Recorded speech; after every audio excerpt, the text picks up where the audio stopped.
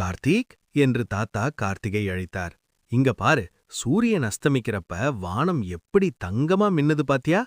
இந்த நேரம்தான் நம்ம முருகப்பெருமான் மலையடிவாரத்துல இருந்து கிளம்பி மக்களோட கஷ்டங்களை கேட்க யாத்திரை போவார். கார்த்திக் தன் தாத்தா காட்டிய திசையை நோக்கினான். வானம் செம்பொன்னாய் மின்னியது. தூரத்தில் கோயிலின் கோபுரங்கள் தங்கமாய் ஜொலித்தன. தாத்தா, முருகன் நிஜமாவே யாத்திரை போவாரா என்று கார்த்திக் கேட்டான். நிச்சயமா கார்த்திக். ஆனா அவர் நேரடியா நம்ம கண்ணுக்கு தெரிய மாட்டார். அவர் நம்ம மனசுல தான் இருப்பாரு. அவர் கிளம்புற நேரத்துல அங்கிருந்து வர்ற தெய்வீக சக்தி மக்களுக்கு புது நம்பிக்கையையும் பலத்தையும் தரும். அந்த கணத்தில் மலையடிவார கோயிலில் ஒரு பெரிய ஆரவாரம் எழுந்தது. மக்கள் கூட்டம் அலைகடலென திரண்டிருந்தது. அனைவரும் கண்களை மூடி மனம் உருகி பிரார்த்தனை செய்தனர்.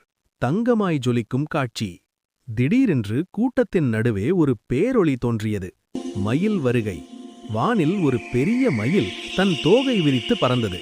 அது சாதாரண மயில் அல்ல, முருகனின் வாகனமான மயில். வேலும் வடிவேலும். அந்த ஒளியின் நடுவே கருணை தழவும் முகத்துடன் கையில் பிரகாசமான வேலுடன் முருகப்பெருமான் தோன்றினார். அவர் தங்கத்தால் செய்யப்பட்டவர் போல பிரகாசித்தார். மக்கள் அவரைச் சூழ்ந்து நின்று பயபக்தியுடன் வணங்கினர். யாத்திரையின் நோக்கம். முருகன் தோன்றியதும் அவரிடமிருந்து புறப்பட்ட ஒரு தெய்வீக சக்தி மக்களின் அனைவரையும் பரவசப்படுத்தியது. அவர்களின் மனதிலிருந்த கவலைகளும் பயங்களும் விலகின.